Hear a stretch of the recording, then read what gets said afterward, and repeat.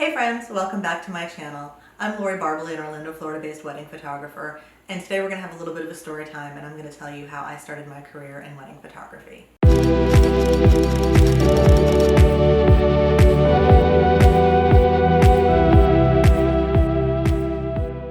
I got my first camera when I was somewhere between 8 and 10 years old. It was a Christmas present from my dad because we were going to be heading to Disney World that summer, and I think he bought it selfishly for him because he wanted to have photos of the trip, but I ended up really taking to it like a fish to water and used up all the film that he got me that Christmas day. It was a Kodak disc, and I don't know if you remember those, but it had those really weird little film cartridges, and the negatives were like this little disc with a grommet in the center or whatever, then it kind of rotated around. It was a really funny little camera, and the quality of it was terrible. It was like taking pictures with a potato. But that Christmas day, after opening presents, we went over to my grandmother's. I'm one of like 25 first cousins, and we were all pretty young at the time, and I just took pictures of anything and everything that day and kind of fell in love with it. And if we fast forward to high school, I discovered that photography was one of the elective classes that we could take, and of course it was the first one that I signed up for. And in that class, that was the first time I shot with a single lens reflex camera, and it was the Pentax K1000, which everything on that camera is manual exposure, manual focus. And it was a film camera, so that's telling you how long ago this was. So we shot tons of black and white film, we developed our own film, we printed our own prints in the darkroom, and it was awesome. I joined the newspaper, I joined the yearbook. Any class or elective or activity that I could join to take more photos, I joined. And you could always find me in the darkroom in high school, probably even when I wasn't supposed to be in the darkroom. My high school photography teacher was a really big influence on my life and on my career. He was the one that suggested I go to college for photography, which was something that I really didn't even know was a possibility growing up. I actually was the first person in my family to go to college. So he suggested two colleges. One was Rochester Institute of Technology, or RIT, in Rochester, New York, and the second was Brooks Institute of Photography in California. I grew up in New Jersey, so the thought of going across the country to California for college wasn't something that interested me. So I looked into RIT, and the program seemed really interesting. It was really expensive, and it is even more expensive these days.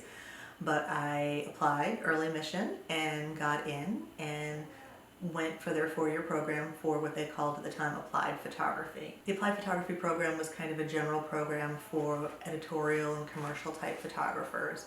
It focused less on journalism and more on product and model work and portraiture and things like that. And at the time when I was in college, me and all my classmates actually kind of looked down on wedding photographers. We were young and stupid and snobby and thought wedding photography was a silly profession. We were going to be shooting for magazines and advertising clients and things like that. That's, you know, I'm not proud of my snobbishness, but that's the reality of what it was. So I went there for 4 years and graduated with a bachelor's degree in photography, and it was a great program. I wish there had been more focus on business and learning how to run your own business. There were some classes on that, but it was largely, you know, production classes on shooting photographs and things like that. I definitely could have used some more business skills and lessons on how to, you know, account for taxes and bookkeeping and things like that to run a successful business. So when I graduated, I did not want to run my own business at the time. I wanted stability and a steady paycheck and health benefits, and this is something that, of course, you know, I think came somewhat from my family. You know, you gotta have steady income and know where your paychecks are coming from, and health benefits are important. And they're right. I mean, those things are very important. But I was young and didn't have the confidence to say, hey, I'm going to go out on my own and start my own business. And in hindsight, my photo skills at that point weren't good enough to start my own business. So it would have been an epic disaster if I did. So coming out of school, I got a job for a magazine production company working in the photo library. And at the time now, everything was largely still film and starting to transition to digital. But it was the early days of digital where the quality was still not quite there yet, but it was getting there. So I worked in the photo library of this publishing company for a little over a year, and my job was to keyword images that came in, pull images for the art directors, do different photo research tasks and things like that. And it was a good solid job, you know, it paid decently, it had health benefits, it was a 9 to 5. I was working in New York City, and it was a great way to start my career. I learned a lot from some of the people that I worked with there. But after a year, I knew that there was no room for me to grow within that company the way it was structured, so I started looking at other jobs. And I got a job at a stock photography agency. And again, I was doing research, pulling files, things like that. But there was more room to grow there, or so I thought, because within 6 months, that company was purchased by another stock photography agency down in Washington, D.C. Now, they did offer me the opportunity to move to Washington, D.C. and work for the new company. And I thought about it briefly, but I had been to Washington for a business trip with that company shortly after the purchase, and D.C. was just not an area that interested me to live in. At the time, you know, all my friends and family were in New Jersey. I had a life there. I was dating someone there, and we were, you know, looking to get married shortly, and just moving to DC was not what I wanted. So I started looking around for new jobs, and I landed a job as a photo editor at First for Women magazine. And while I was at First for Women, I was there for, I think it's a little over 5 years. I started as photo editor, worked up to senior photo editor and deputy photo editor, and a lot of my job involved pulling stock photos, scheduling, organizing, producing photo shoots with different freelance photographers around the country, and then going on photo shoots that we did locally in New York and sort of art directing and help produce those shoots. So to ensure that they were in the style of the magazine and we got the images that they wanted. And again, it was another great job where I learned a lot from the people that I worked with, and I worked with a lot of cool photographers, and it sort of reignited my interest in photography. One of the sections I worked on for First for Women magazine was the travel section. And it was only a 2-page spread in the back of the book. I would have to pull stock for it every issue. And we focused on beautiful scenic locations that were very picturesque and very pretty and very just cool to visit. Now rewind a little bit, I had never really done a whole lot of traveling growing up. I had been to Disney World with my family. I had been to a lot of the Jersey Shore with my family. I had done a cruise where we'd been to the Bahamas. But I think that was the extent of, you know, my travel and leaving the country. But I always was interested in seeing new places. You know, I always did tear out pictures from magazines and hang them on my wall of, you know, far-flung foreign locations. Say that 5 times fast. Far-flung foreign locations, and hang them on my wall. And doing that travel section was just a really fun thing for me. It was a very small part of my job at First for Women, but it ended up being a really important one because it influenced my next job. So after about 5 years at First for Women, I felt like I had kind of maxed out what I was doing there. I was doing, you know, the same thing, and was just looking for some new creative challenges. So I started looking for a new job. And I came across one that was located in Winter Park, Florida, which is a suburb of Orlando if you're not familiar with it. And it was for a travel magazine, and it was to be the photo editor of a travel magazine. And I was like, this is my dream job. This is amazing. I applied for it and thinking, oh, I'm never going to hear anything. I live in New Jersey. You know, I'm not going to get this job in Florida because who does that? You know, it doesn't happen, especially in the photography industry where there's a lot of people at the time looking for jobs and, you know, not a lot of jobs available. For some context, this was in early 2006. I think I applied right before the holidays, and on January 2nd, I get this phone call. Hey, you know, this is so-and-so from the HR department at Islands Magazine, and we'd love to fly you down for an interview. And I just, yeah. So they flew me down for an interview. You know, it was at their expense. They flew me down.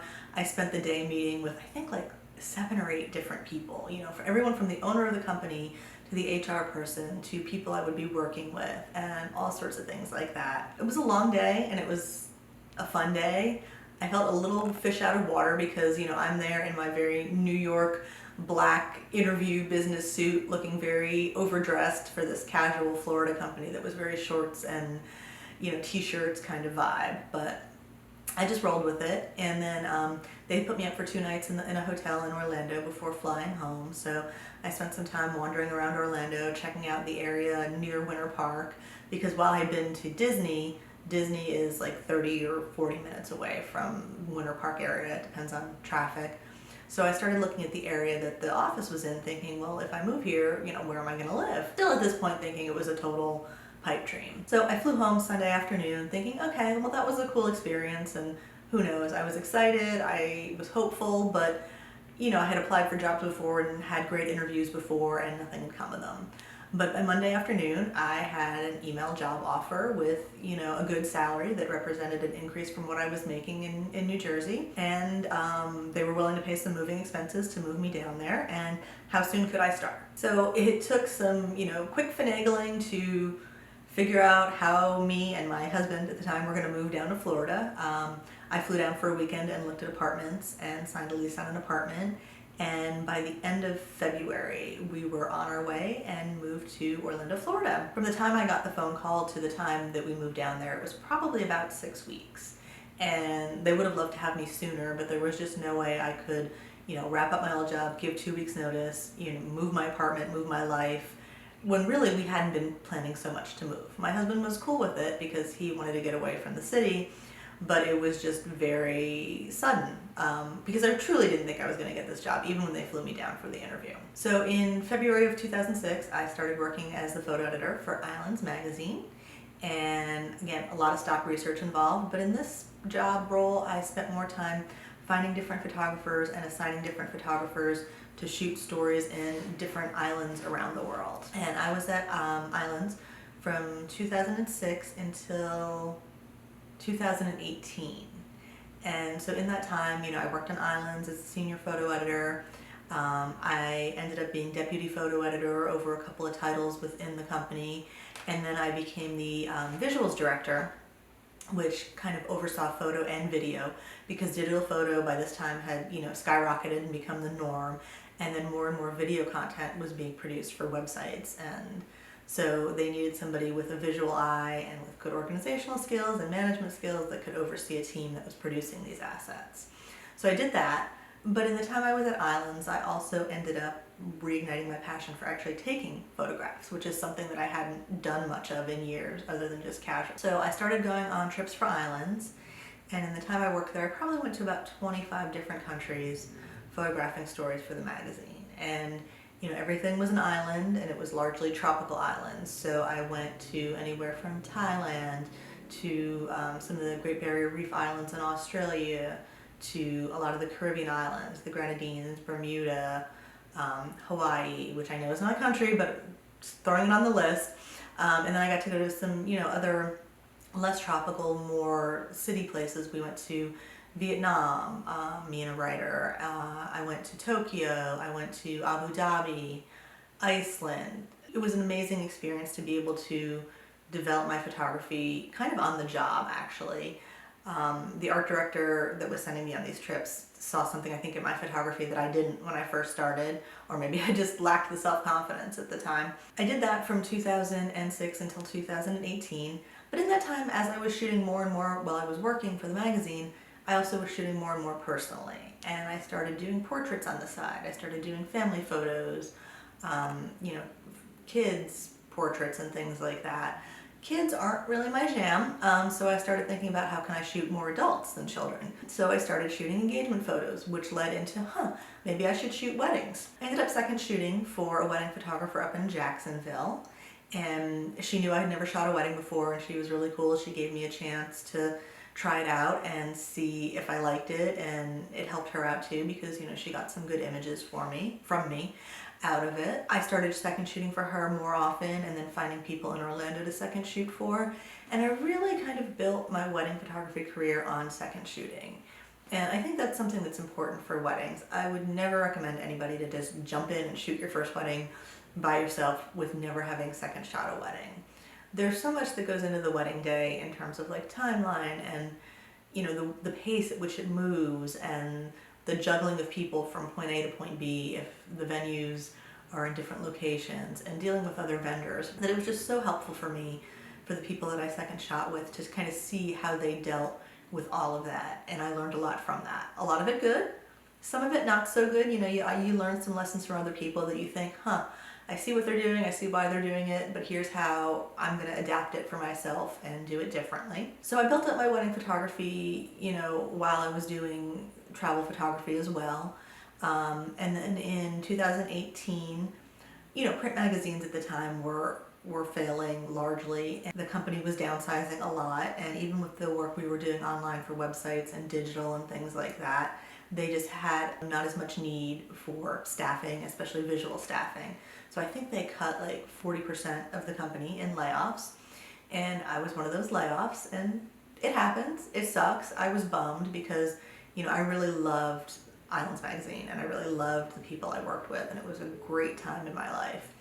But from every, ending comes a new beginning, and I had a good amount of severance because I'd been there for so long, and I decided what better time to start my own business than now. So in early 2018, I guess I had my own business because I was shooting weddings on the side, but to go full time with it and just, put everything into it and make that my only job. So in early 2018, I went full time into my business of shooting weddings.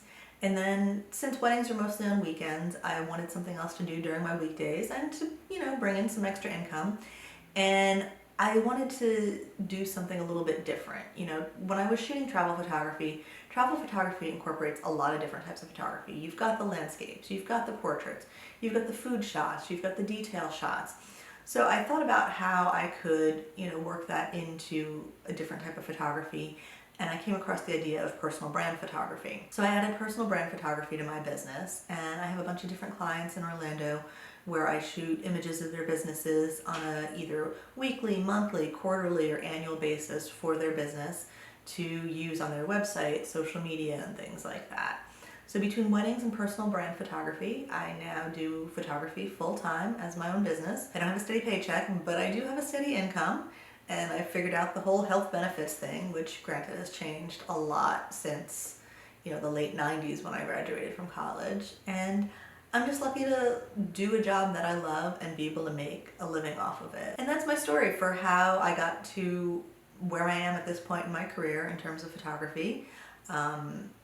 I can't imagine doing a different job. The only other thing I ever thought about maybe doing was when I started high school, when I joined the paper, I was also writing for the newspaper, and I did parlay some of those writing skills into articles and things like that when I was working for the travel magazine. So, being possibly a journalist and writing was kind of the only other career path that I ever seriously considered, and it's funny how that kind of wove into what I was doing, because now I do a lot of writing for my blog. I do some freelance writing for travel articles and things like that. So it's really not very different from where I ended up. But I can't imagine being an accountant or being a lawyer or a doctor or any of those things. Photography has always been it for me. And like I said, I'm very lucky to be able to do what I do. So drop me a comment below. Let me know where you're at in your photography career. And kind of what your story is, how you got there. I'd love to hear about it.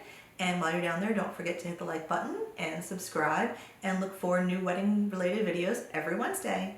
Thanks so much for stopping by, and I'll see you next week. Bye.